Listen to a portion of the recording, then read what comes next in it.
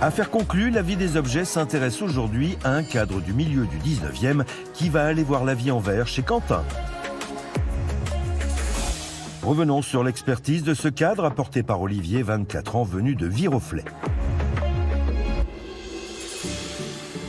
Olivier, Bonjour. vous nous apportez un cadre. Un cadre qu'on peut dater autour des années 1850. Un cadre comme ça, on peut en voir dans les musées. Un modèle assez classique pour le milieu du 19e siècle. C'est tout le répertoire décoratif qu'on aimait autour des années 1850. C'est un cadre avec une âme en bois. On aperçoit des manques qu'on peut observer de ci, de là. Là, il y a un manque un petit peu plus important dans l'angle. L'avantage, c'est que ça se restaure très bien. Et ça se restaure absolument. Et je vais vous proposer 350 €. C'est mon estimation. Ce cadre à l'élégance simple a-t-il suffisamment d'atouts pour devenir le clou de la vente ? Bonjour jeune homme. Bonjour jeune homme. Bonjour jeune homme. Vous l'avez trouvé où ce magnifique cadre? Je vois d'entrée de jeu le potentiel de cette pièce. Je vais tout faire pour l'acheter. Eh bien, on va commencer généreusement à 300 €. 400, 500, 600, 700. 800, 900. 1000. Pour ce type d'objet, c'est pas inquiétant. Je m'attendais à de vraies enchères. Voilà, ça va suivre. 1100. 1200. 1300. 1004. 1005. 1008. 1009. 2000. 2100. À partir de cette enchère, je commence à être à l'écoute. 2150. 2200. 2300. 2350. 2400. 2450. Je me pose la question, est-ce que j'y vais, est-ce que j'y vais pas? La plupart du temps, quand je me pose cette question, c'est que j'y vais. 2600. 2650. 2700. 2750. 2800. On va 2850. commencer les enchères. Allez. 3000. C'est bon pour moi. Merci. Non. Olivier, on va démarrer les enchères. 3200.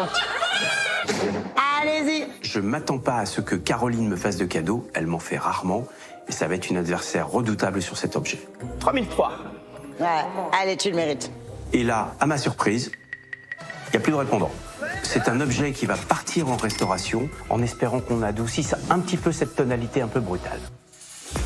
C'est à Saclay, dans l'atelier de Quentin, que ce cadre est parti trouver le bonheur dans le prêt.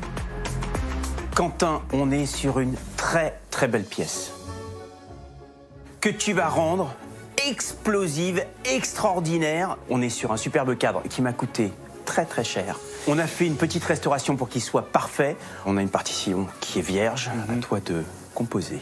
T'inquiète pas, tu peux compter sur moi, y a pas de souci. Génial, merci beaucoup. Pas de problème.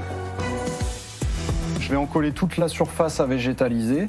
C'est une colle végétale à base de caoutchouc naturel, ce qui va permettre de ne pas brûler les végétaux par la suite. J'essaie d'obtenir un encollage uniforme. C'est long à faire et minutieux parce qu'il y a le bel encadrement, donc il ne faudrait pas qu'il y ait de la colle dessus. C'est une colle qui a une prise lente. Ça nous permet d'avoir un délai de travail d'à peu près 1 heure, 1 heure et demie.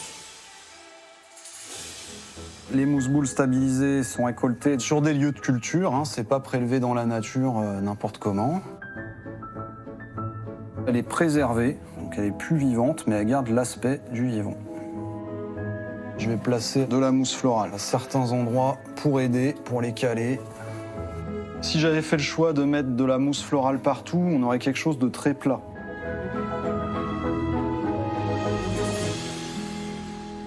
Je vais réappliquer de la colle sur la mousse florale de manière à y coller la mousse plate stabilisée. Elle est préservée dans un bain de glycérine avec des colorants alimentaires qui vont lui permettre de rester verte pendant de nombreuses années. C'est comme un puzzle, hein. C'est simple mais ça prend du temps.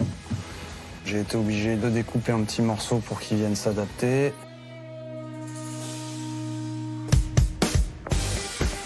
Maintenant on va passer aux végétaux. Je vais commencer par la fleur de l'amarante. La mousse plate nous permet de venir piquer les végétaux dans la mousse florale. Je viens assurer le bouquet avec un deuxième pic en métal. Donc si je tire dessus, ça ne vient pas.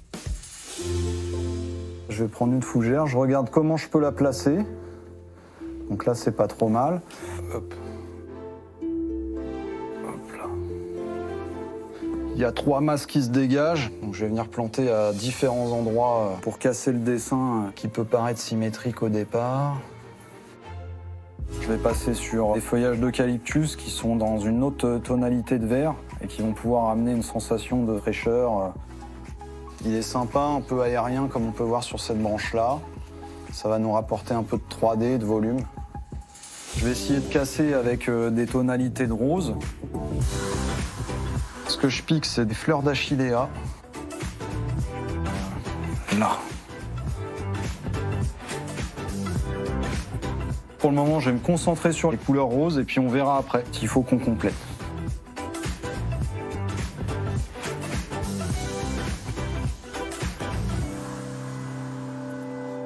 Voilà, je prends un peu de recul pour voir ce que ça donne.